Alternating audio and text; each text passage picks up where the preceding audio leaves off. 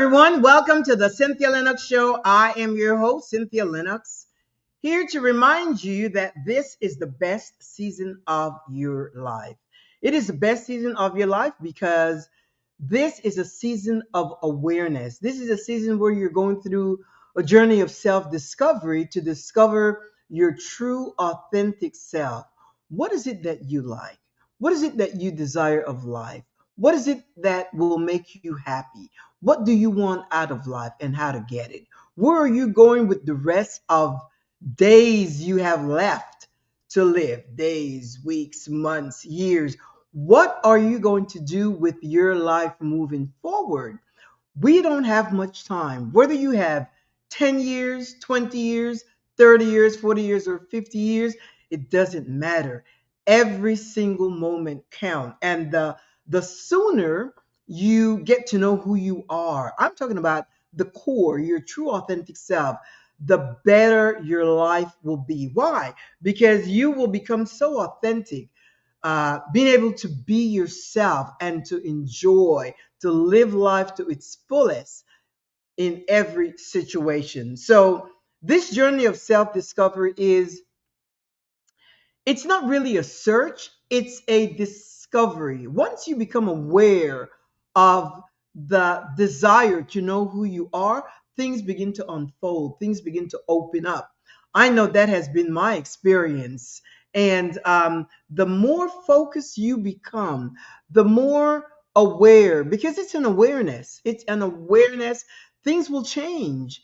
You will start changing. You will see that on some occasions you may not even things that you used to enjoy, things may begin to change. People whose company you used to enjoy, you really like, let me just put a pause on that for a while. And you don't have to go around saying, well, I'm not going to do this, I'm not going to. No, it will happen by default. People may drop you, or they may, just the energy may shift. That could happen in your immediate surrounding. It could happen with your kids, your partner, your relative, your family, friends, work, associates. It could happen with the immediate people around you. Why? Because as you continue to become aware of who you are, you start making different choices. Change become imminent. Change become obvious. And it's not something that you can unlearn, because why? You're coming into your true self. So it's really moving forward with no retreat. Moving forward, discovering who you are, and you will begin to act that way. This morning, Joan shared something that I found quite interesting. Joan has been married for 18 years, and great marriage. So she thought. Um, nice house. The husband is a great provider. They have a couple of kids, and but the husband kind of pretty much is involved in his own life. He has a great job. He's a great provider. They live a great life. Beautiful house, two high-end cars. The kids are in ballet dancing and sports and just everything that you could think about. But Joan's desire was to really build a family with her husband.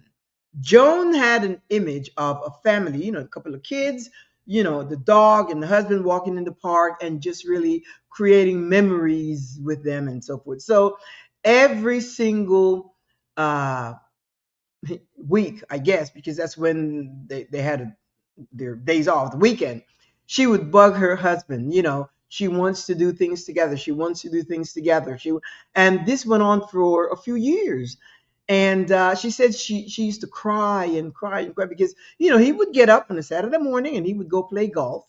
And at work he would be immersed in his work, and because he had a high position, he would sometimes bring work at home. And after dinner, he would just be, buried in his work and a lot of responsibilities and so forth. But he really didn't have time for neither her or the kids. And the kids were at an age now, in their teens. And, they've seen this for many years, the mother crying and Just she was just begging him day in and day out. And every time she would say something to her husband, he would say something like, you're too emotional. Stop thinking with your feelings and your emotions. Think logically, be logic. And she didn't get that. She didn't really. She could not understand. Well, she did not even give any thought to that. All she was thinking is that he's insensitive. He doesn't know her feelings, her emotions. And she just went on and on and on. And it became like a nagging thing. Every weekend, she would try to see if she could create something where the family could be together and they could do something, build memories, and have an experience together. But he was not having it. And it wasn't that he was bad, he was just into his own world. And that was, he was happy. And, but she wasn't. Again, she had this image of a family unit, growing together and having fun and building memories. That was not her husband's idea. So week after week, she nagged and nagged and nagged, and he kept saying the same thing. You're too emotional. I can't deal with this. You're too emotional. You think with your feelings, think logically. Until one day, she had an epiphany. And again, Joan is also going through this journey of self discovery. She's discovering who she is. But she really never gave it any thought about herself. She lived for her husband and her kids. They were always her priority. And she really never gave thought about herself, her wants, her needs, her desires, the things that would make her happy. She didn't give any thought to that at all. The thought that she had was with her husband, building this family unit that was, had strong bonds and close family unit. That was not her husband's idea. And that's why, it's important that you know your values. It's important that you know your standards. It's important that you know your worth. It is important that you know what you want. You can't just go in. Now, people can change. They can change the goalposts midstream in the middle of the game, but going in to a situation, whether it's a relationship, a marriage, a contract, whatever it is, you have to know what you stand for and see if it's in alignment with the person you're going to have a contract with, whether it's a marriage or business, whatever. You have to know what you stand for, even at work. When you go for an interview, it's not just them interviewing you, it's you interviewing them to see if you fit into that environment. What if it's a toxic environment? You wouldn't want that, even if they're paying you twice the salary that you expected. Instead of 100,000, they say, well, we'll pay you 200,000. No, not if it doesn't align with your values. Because once you discover your values, you have to also honor your values. You have to respect your values, respect yourself. So anyway, her husband was not having it. He thought she was just emotional, putting too much of her feelings in this family unit thing, and he is just saying, think logically. Well, one day she got it, and she said she remembered this quote by Maya Angelou that says, when somebody shows you who they are, believe them. Or it may go like, when somebody tells you who they are, believe them. I'm not sure, but that you get the gist of it. When somebody shows you who they are, believe them. And she refused to accept the fact that her husband simply enjoyed what he did, his work. He's a professional, skillful. He makes a lot of money, and he's happy that he can provide for his family. And in his mind, she can go to the store anytime, go shopping anytime she wants. She goes to the PTA meeting. She run around with the kids for sports, ballet. She does everything. Does the shopping, prepares the meals, does the laundry. And mind you, for the 18 years that they've been married, the last 8 years, she worked. She had a career of her own. So she was financially independent. But he didn't care about that because he was able to provide everything that she needed. So Joan was very unhappy. And as she began to take a look at her husband, she did a shift in her way of thinking. She pivoted from the feelings and emotions to logical thinking. And she really took a step back and observed them. Now, another thing that she did, she thought, you know what, I'm going to just let him be who he is and see what he will do. Just let him be, because that's a smart strategy. Whenever you question something or have a situation like that, just let people be. Whether it's a relationship or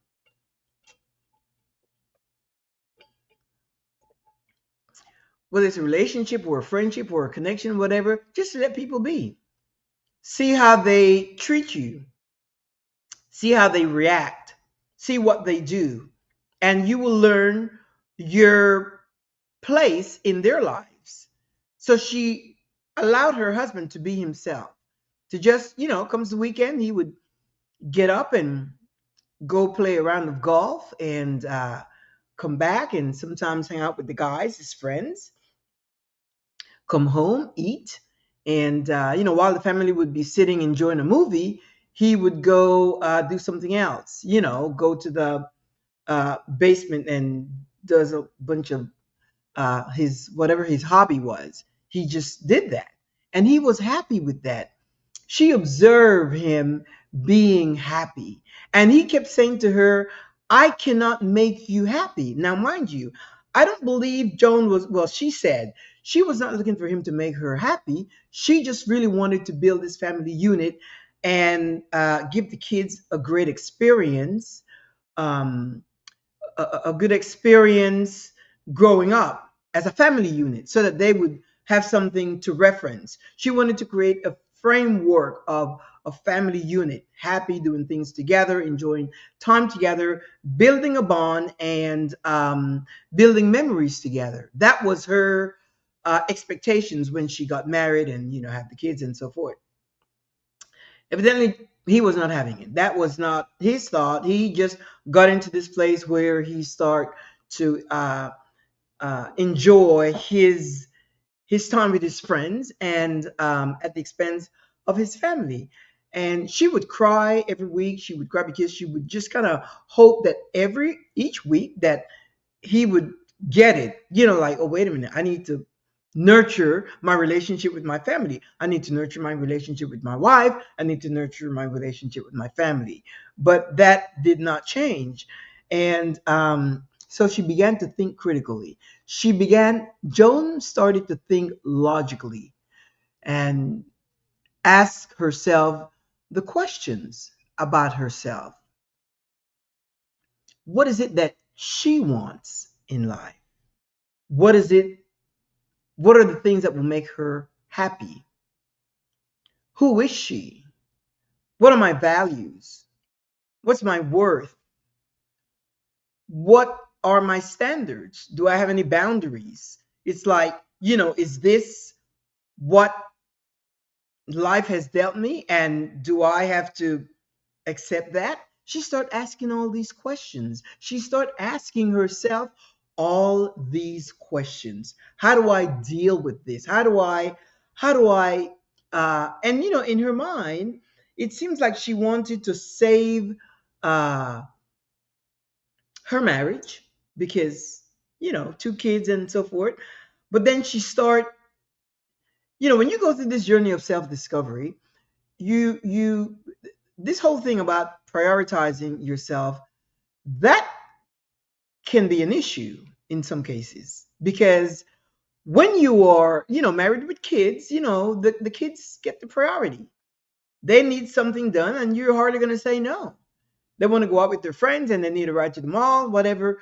Even you may have something planned, but you take them. But once you start prioritizing yourself, things may change. I've seen that in my own life.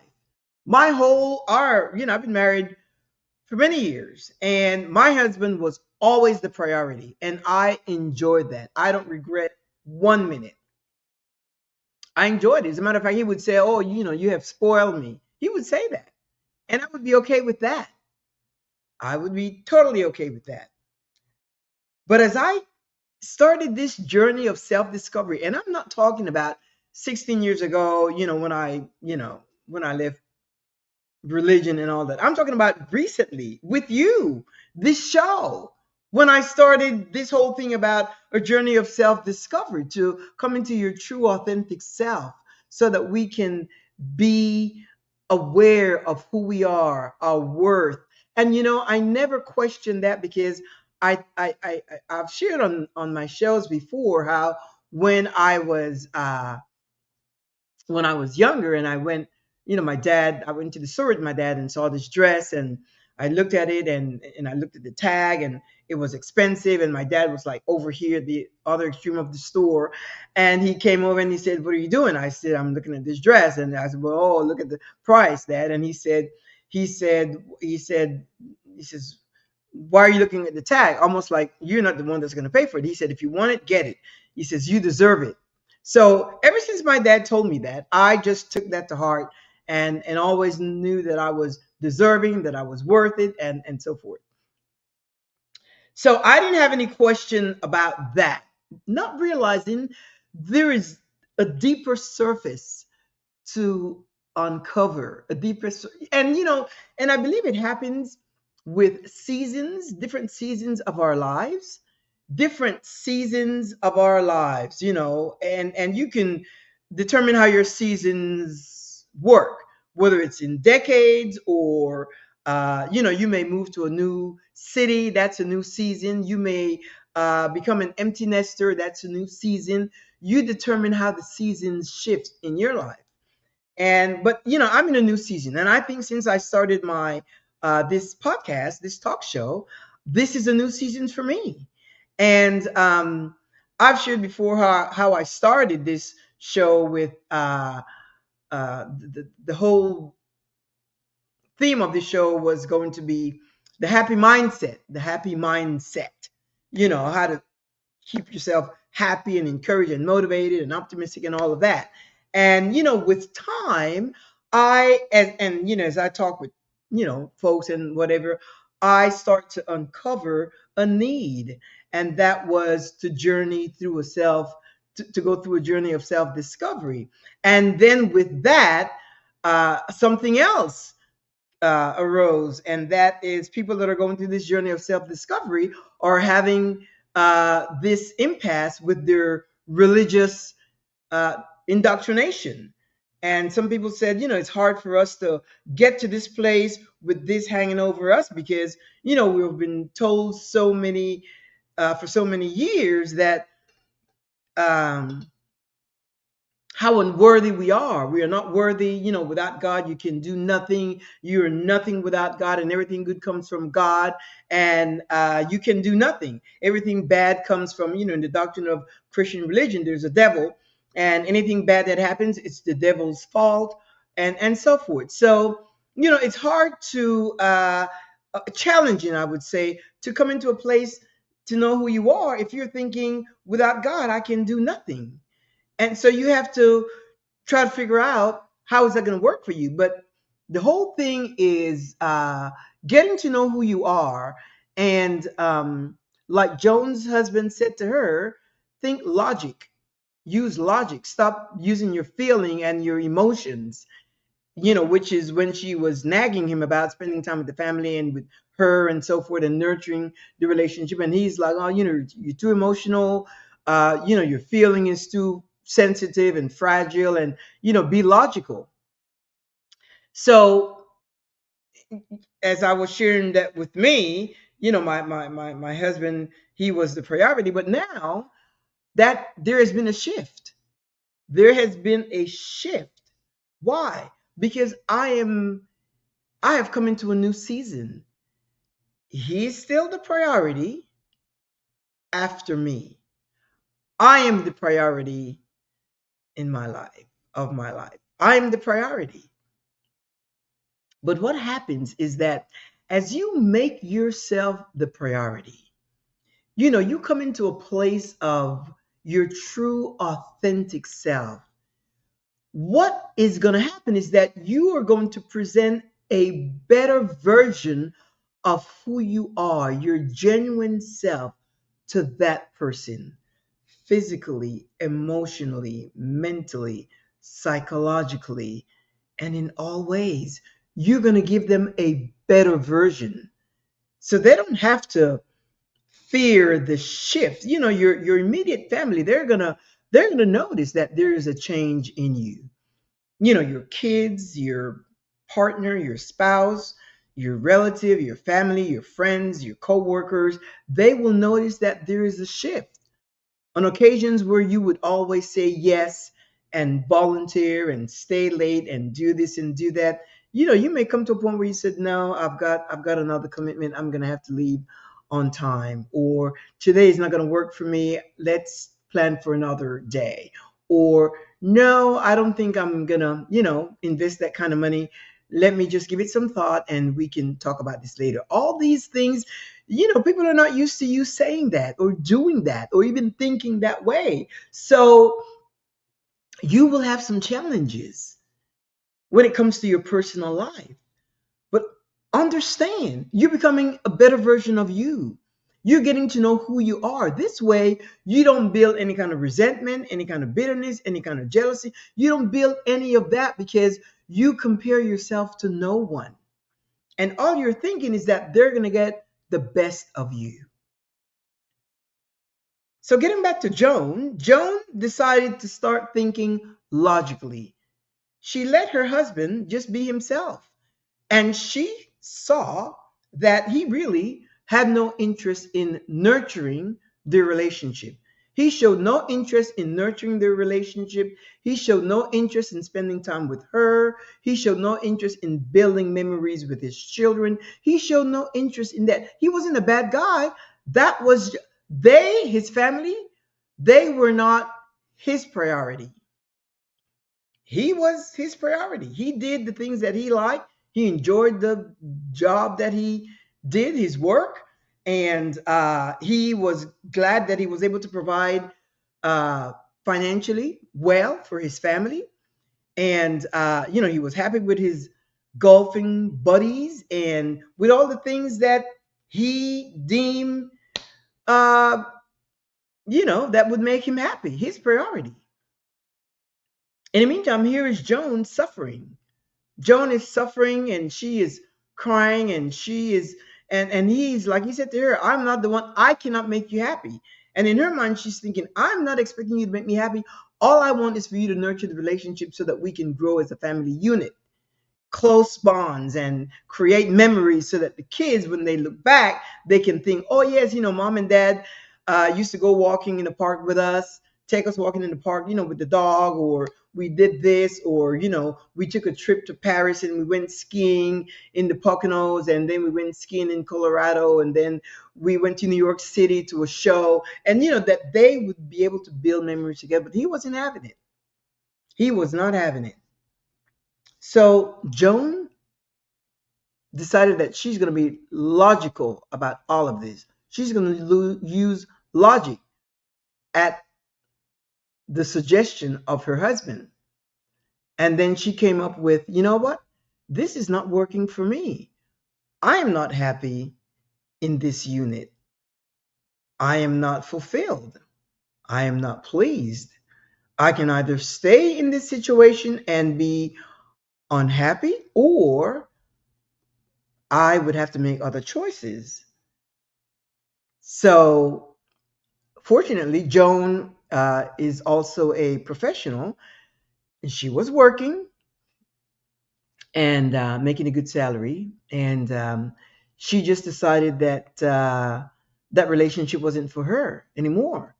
Loved her husband, but when you come into this place of your true, authentic self, you're gonna have to have some conversations with, like, she needed to have a conversation with her partner, her spouse, her husband. But he didn't want to hear it. He didn't want, he said, she's too emotional. She's, her feelings is too fragile, to think logically. So she could not really pour out her emotions, her feeling to him because he wasn't having it. So she made decisions, saw an attorney, and by the time she went to him to have a conversation, he was ready to have that conversation because he was faced with, uh, you know, divorce. She decided that her happiness, you know, as she said it, she said she started to honor herself. She started to respect herself. Hopefully things don't turn out that way all the time for people, but for her, that was her experience. She said, and she saw where she dishonored her needs, her desires, her worth, and she started valuing herself differently. She started seeing herself totally differently. And she had to make a decision. Do I want to live a life, uh, performative life, just performing, doing the wifey duty and the mother duty? Or do I want to live an exhilarating, happy, vigorous, pleasurable life? And she had to make a decision. That was solely her decision. That's why, I share with you, my friend, no one should tell you what to do. When I share this, it's for you to come up with your own thoughts, your own position on things, your own ideas, your own opinion, your own views, because it's within you. Now, you may have chosen to say, you know what? I'm going to just stay in this relationship, but start doing my own thing. You could do that. I mean, whatever works for you. Don't try to mimic someone else, because what happens, you will fall out of alignment with your own energy, your own vibe, your own person. And you can't do that. You don't want to compromise who you are just because you're looking at someone else or thinking, wow, if it worked out this way for them, that it could work out this way for me. No, you come up with your own ideas. You come up with your own views, your own thoughts, your own opinion, because that's what will work for you. When I listen to podcasts, I listen to talk shows and other, chats and other people and so forth. But you know what? Whatever they say is not what I do unless it resonates with me. And even if it resonates with me, I do my own search to make sure that I own it myself, that it becomes mine. So when I share it, it's coming from me. It's not coming from something that I have heard from someone else. Now, if the reference is from someone else, I will say that. But, if I'm going to share something like an experience, I want it to come from me. I want it to be my experience, what I have learned from it. Even things, sometimes the other day I was watching online. This person was talking about, women, older women, women in their mid years and so forth, and you should do this and you should do that. And she was talking about makeup and all that kind of stuff. And she says, when you reach a certain age, you want to do this and you want to do that and so forth. And I listened and I thought, wow, that's interesting. And then I tried it. I followed the direction. I tried it, and I thought, I said, no, I don't. That doesn't work for me. I don't care what the panel says. I don't care what the image consultants say. I don't care what anybody says. If it doesn't work for me, it doesn't work for me. It has to work for me the way I want it to work, the way I like it, and so forth. So you don't have to follow everything that you read, that you see, that you watch. You don't have to follow everything. You have to find out what works for you. So I just went back to what works for me. My level of comfort, because when you feel good about yourself, you will when you feel good about the way you look, you will feel good about how you present yourself. And I do that with everything. That's why, when I share with you, it's not to tell you what to do. It's to bring to you awareness that you have got it in you. Your answers are within. And I do that with everything. The other, there was, I watch a lot of health related programs and health gurus and so forth.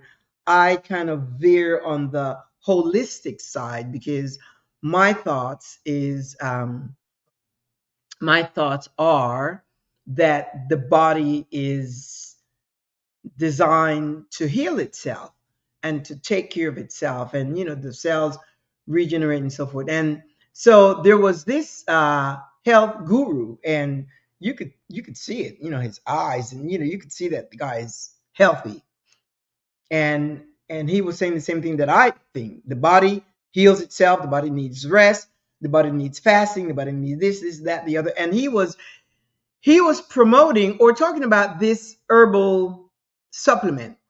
Now, I don't take supplements because they just don't work for me. I just, for some reason, they just don't work for me.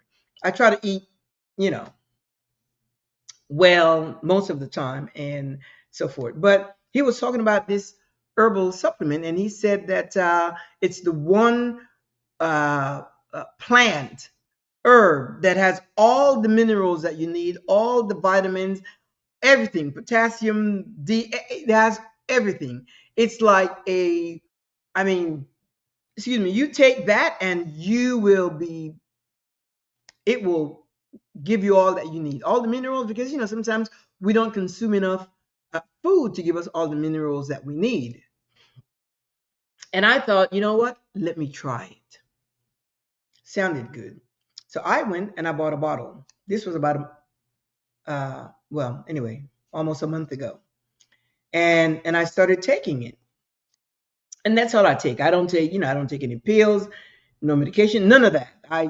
So I started taking it, two capsules a day. And I started taking it, they're supplements. And then last week I went back and I bought a second bottle.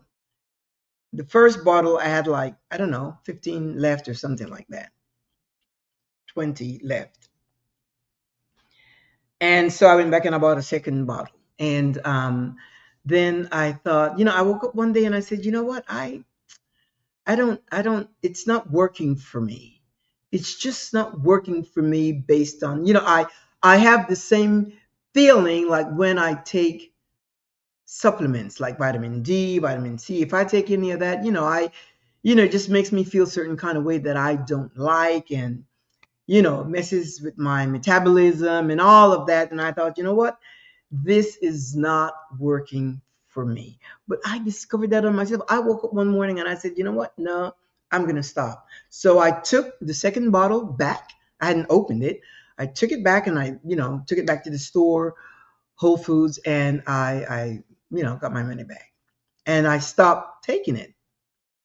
And as a result, I'm feeling a whole lot better, kind of getting back into my groove. My metabolism is working. And, so you have to discover what works for you.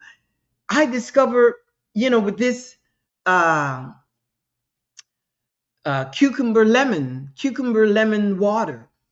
I did a deep dive searching that, and as simple as it sounds, I discovered what it does for me. And I have been consuming that. See this? This is like a this is like a 40-ounce tumbler. 40-ounce tumbler. Two of these per day I consume.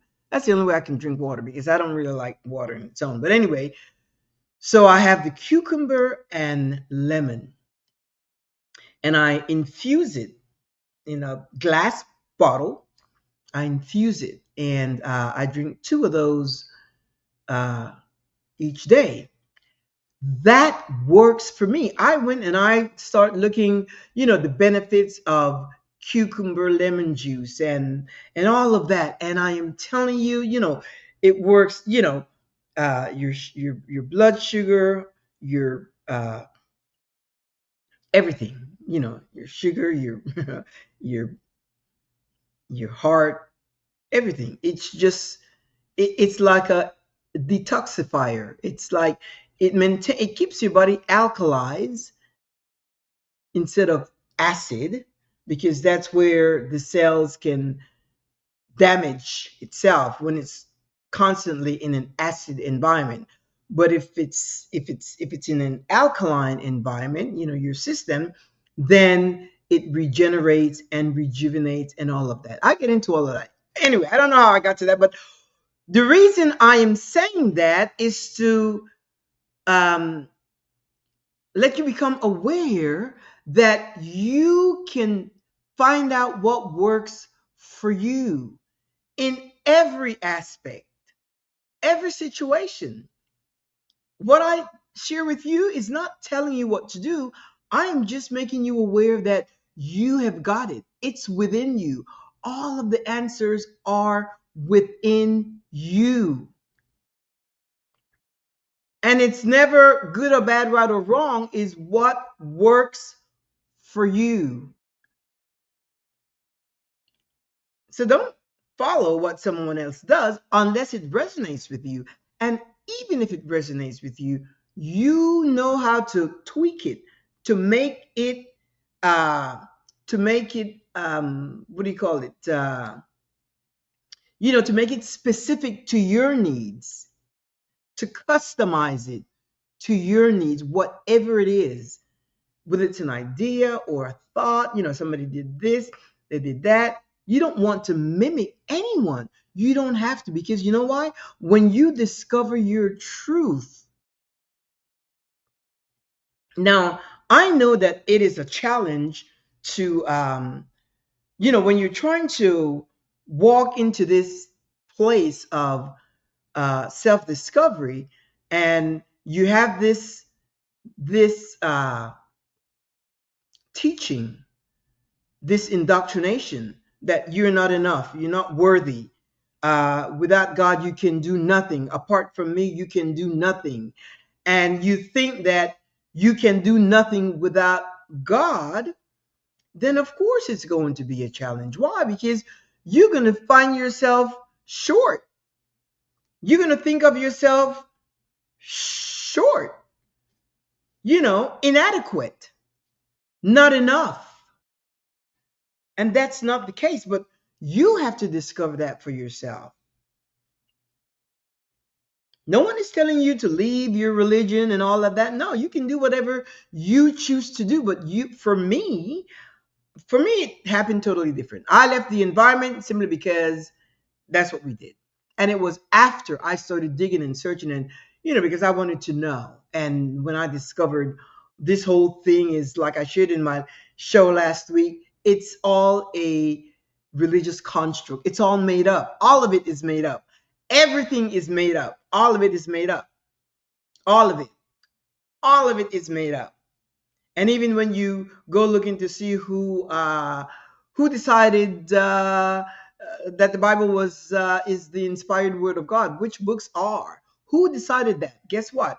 It's the collective. It's a group of men and women of a religious factor that came up with that. They decided that. They decided that. So since they can decide it and then impose it upon us as a doctrine, then I can decide for myself what works for me. And I've been doing that for the past 16 years, and it works for me. Now, what you have to understand, my friend, is that it will work for you, but you have to discover what it is in all situations. What is it that works for you? You're going to have to discover that for yourself. And you are able to.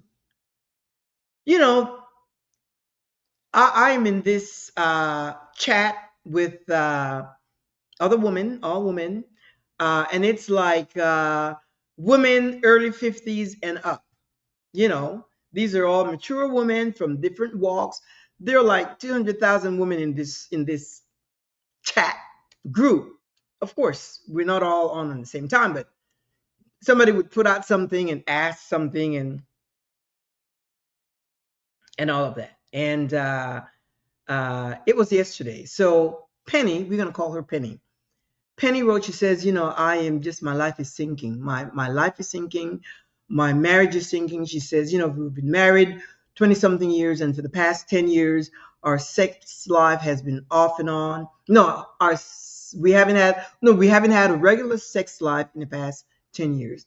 And she said that I don't know what I'm going to do. She said, I'm in my prime. Now, she hadn't mentioned anything about menopause or anything of that. And she said, her husband shows no interest. Obviously, he has a low level of testosterone. And she said, he has a low libido and so forth. And, he refuses to go to the doctor because he doesn't want to discuss that with the doctor. Her husband is loving, he's attentive. They go out, they travel. The kids are, one kid is in college and the other kid works. So they're like empty nesters. And she says, I don't know what to do, but I'm crawling the wall. She said, she wants intimacy, she wants sex. And the chat is so great because it's like women from all walks of life, and we can share openly and unapologetically, and without judgment and so forth. So it's kind of fun because you get women from all over the world, not just locally in the US, women from all over the world. And so many women chime in and said, oh my gosh, yeah, I have the same experience and blah, blah, blah. So she ended her whole, her whole question, paragraph statement by asking what she says, I need help. I need help. Any suggestions? So she wanted input from the women part of the group. Remember, we're like, early 50s and above. And some women said, get some sex toys, you know. And then one woman said something about get a rose. And if you don't know what a rose is, look it up. It's kind of one of those things. And, some of the suggestions were so funny that I just laughed, and it was just really good. And then she says, I feel a hole within. There's just a hole inside of me. I feel empty. There's a vast hole, and so forth. Then this person said, sex is not the holy thing. You need to have Jesus Christ as your Lord and Savior, and He will take away those desires, and and your life will be fulfilled once you give your life to Jesus, because sex is not the only thing there is. And she said something about to accept Jesus Christ as Lord and Savior, and then because He's the only one that can fill that hole in your heart. So she said that, and then I said, it's not wise to assume that everyone follows your no that everyone is religious, and if they are, that they follow your religious doctrine. And then this other person chimed in and said something like, she doesn't need that hole to be filled, she needs another hole to be filled. It was hilarious, but that made me chuckle. And so this person wrote back and said something like, you may not believe it, but it's the fact. And she just went on to this whole religious thing. Okay, now the thing is this person, Penelope, that created the chat, she's asking for help. Penny wants sex, practical advice, because she wants to have sex with her husband. But of course, he has to be in the mood. He has to have the libido, the desire to want sex, and she's not getting it as much as she wants it. She's not getting it at all. That's the impression that I got, because she said off and on we've had, the past 10 years it's been somewhat off and on. So this is the thing. Penny, whether she was married or not, and in her case, she was married. But whether she was married or had a partner, it doesn't matter. She was partnered up. In this case, she had a husband. Penny is asking for practical reasons, for practical solutions to her thing.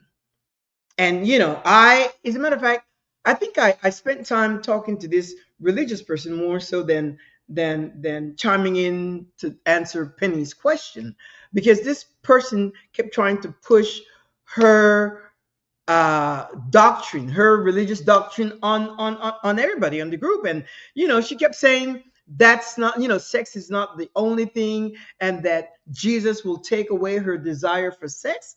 It's like, what the hell is that? She's not, Penny's not asking for her desire to go away.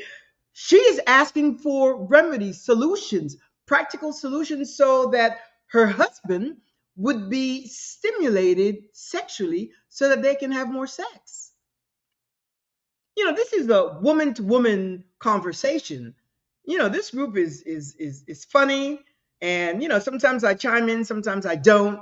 But it's just really interesting to hear. Sometimes women talk about menopause, or they talk about being single. Sometimes they talk about being divorced or widowed, or just different things. Just different topics. About aging. Getting older, about weight, metabolism, and all that. The topics are really interesting, and I really like it.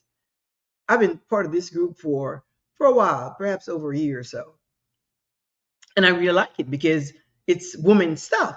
But what I didn't agree with here is this person trying to impose her religious views. Penny doesn't want, I mean, and I don't know if Penny is religious or not. That was not even the point. The point is she wants practical solutions. She wants logical solutions. But then if you tell somebody you need to have Jesus in your heart, he's the only one that can fill that void. That means that, you negate your desires, who you are, what you want, what your needs are, the things that bring you happiness and pleasure. And she praises her husband. She said, he's a great man, he's fun, we do a lot of things together. But that particular situation, Penny wants sex. She wants intimacy with her husband. And I don't know what the situation is, if it's desire or if it's ED. I don't know what it is. She didn't say anything about ED. She just says that his testosterone, she believes his testosterone is low, because when your testosterone hormone is low, then your libido is low. And, with that, you could go to a doctor and have a discussion with your doctor. I mean, but he didn't want to have that. He didn't want to get engaged in that kind of dialogue with his doctor. So he hasn't. And she's crawling the walls because she has, and people are suggesting all kinds of stuff. I mean, some are so salacious, they were so funny, but somewhat helpful. They gave some of us some ideas, to be creative. And then even one person said, if you don't, if your husband is not up to it, then you have to practice self pleasure and satisfy yourself, and so forth, which is totally okay. Which is totally okay. No judgment, no shame. But if she start thinking, what I am missing is Jesus Christ as Lord and Savior, and that he will take away those desires, can you see how that could? And again, self-discovery. This group has nothing to do with whole uh, my whole theme here about going through a journey of self-discovery. They know nothing about me. It's not even about that. But my point is, and I don't even know if Penny is religious or not, but the point is, here she is. She wanted logical, practical advice. And this person is imposing, and saying he's the only one, and without Jesus. And then I said something like, I said, and again, you can't assume that everyone follows the same religious doctrine, or religious, or, and if they are, that they are the same doctrine with you? What if the person is a Muslim? That would be disrespectful. And then she said, well, I serve the one and only God, the one true God, the only God. Because I said, there are 18,000 different gods. I said, which God do you mean? And I said, if it's the God of Christianity, I said, he understands that there are a whole bunch of different gods, because he says, thou shalt have no other gods but me. That's what he said.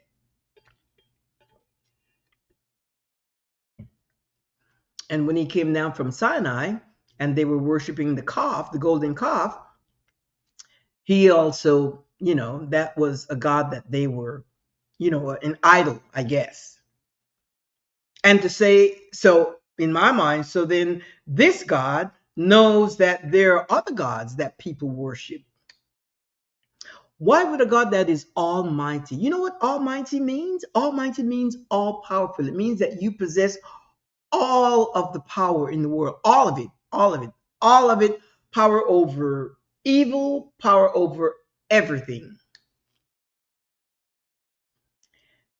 And then if this one true God that this lady shared says, thou shalt have no other God but me, why would you be challenged by that if you are the Almighty God? And then it says that, well, he said, I am a jealous God. Why would you jealous of whom? See, that's your critical thinking skills there. Jealous of whom? Why would God be jealous of not of human? Not of human? Why would God be jealous? Ask yourself those questions. Those are practical questions. Why would this? That's the way they wrote it. That's the way the authors, the religious authors and the clergy and all those people, the ancient men of old, that's what they wrote. That God says he's a jealous God. Jealous of whom? Can't be the devil, because, they said that, I think it's in Isaiah, he created Lucifer. He was an angel of praise and then got kicked out of heaven. And they created this narrative, this story. It's all mythology. So those are the questions you ask. And when you ask those questions, then you come up with your own answers. And you're like, wait a minute. Yeah. He's like, who is he jealous? Jealous of whom? But you know what? An indoctrinated mind, a mind that is so programmed, it's not easy to deprogram those thoughts. Because when I left church as well, I thought that we would have to go and find some spiritual connection to be attached to. So I started looking at other spirituality groups and things like that, until I came into understand, wait a minute, I don't need it. I do not need any belief system at all. Now you may, and that's, again, you make that decision unapologetically. That is your decision to make. But then the decision that I made for myself, my husband and I, it just freed us from that burden, because after a while it became stifling and burdensome, all these rules, these laws, and going to church every Sunday and all that kind of stuff. We don't, that's not part of our lives. We stay practical. I broke my ankle 3-4 years ago, got the best orthopedic surgeon, broke it on a Monday. Was it Monday? Yeah. I was in surgery on Tuesday, and the doctor said, you will be skating again, because I was roller skating. He said, you will be skating again in 8 weeks. And in 8 weeks, I was healed. That was logical thinking, practical thinking. We didn't ask for prayer. We didn't ask for any kind of stuff, because that's not the way we flow. I shared a couple of weeks ago that I had this came up with this rash on my back, and it was like unbearable. And you do the practical thing. First, you start with the calamine lotion. You saw that wasn't working, and came a point where I like, I need to go to a specialist. Went to the dermatologist, and it's funny because well, not funny, but we were getting ready to go on a cruise. So I knew in my mind that I had to be healed, because you don't want to go on a cruise with any kind of discomfort. And I determined in my mind that well, I went to the dermatologist, and then they gave me some ointment to apply and so forth, and it got better and better and better. And then of course I kind of subscribed to a certain type of dietary plan, so that my body would heal, speed up the healing, and I was able to go on a cruise, and no discomfort, no itching, none of that. I was practical. You do the practical thing, and that works for us. I wasn't sick. I just had a rash. Find what works for you, but don't be clouded uh by these ideas that romanticizes life by religion. It's like Penny. She wanted practical solutions, suggestions for her situation. What can she do? What ideas? And then you're telling her that, about a hole in her heart, and that only Jesus can fill. That's not so. My point is, I can see how you that share that you've come to this place where, you struggle with the teaching and the doctrine and so forth, uh, that conflicts with where you want to be, what you want to do, and the life that you want to create for yourself. But my friend, I'm here to tell you that it is up to you. And just like Joan made a decision in her relationship, in her life, as a matter of fact, the reason she shared it this morning is because she wanted to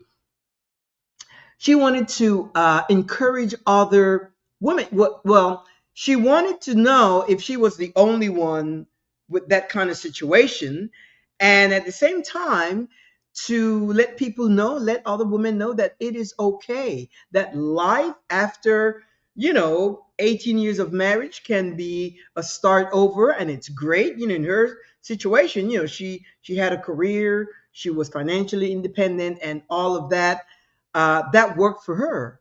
And she was so happy that she could go out and do the things that she want, travel, and the kids are getting ready to go off to college and so forth. So she was happy with herself, because she was able to do the things without nagging or trying to get someone to love her, to give her the attention, to nurture the relationship. She didn't have to nag through that experience anymore. And I tell you, my friend, you have what it takes. It's all within. I encourage you to search within, because therein lies your freedom to be your true, authentic self. And it's not a journey that comes to an end. You keep evolving. You evolve as you discover things about yourself, your worth, your value, your happiness, the things you like, your freedom, your truth unfold just before your very eyes. Then you start living intentionally. And with that, my friend, I'm going to leave you with that to sup on, to think about, and know that it is all within you.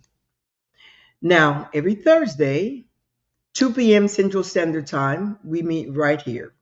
And if you can't make it, you see these icons over here, Facebook, YouTube, and LinkedIn. You can pick up the show 24/7 if you miss our appointment at our meeting, our date at 2 p.m. Central Time every Thursday. If you wish to drop me a note, go to, well, my email is thecynthialinoxshow.com, and you can drop me a note. I am also a certified life coach. If you need someone to walk with you, as a guide alongside with you, See, most of you may not realize it, but you need a coach. I have a coach, and you can have a coach, whether it's me or someone else. Get yourself a coach and get your life moving quickly. I'm going to leave you with that. And if you wish to contact me, just drop me a note, thecynthialinoxshow.com. And for my coaching business, I do offer a 30-minute complimentary chat just to make sure that you're comfortable, I'm comfortable, and we can take it from there. In the meantime, have yourself a fantastic weekend. Whatever you do, now tomorrow you got to go to work, but then comes the weekend, make sure that you do whatever it is that you want to do. Make it fun, enjoy yourself, and I will see you next week, same time, same place. Ciao. Hasta la vista. Au revoir. Hasta la próxima. La próxima semana.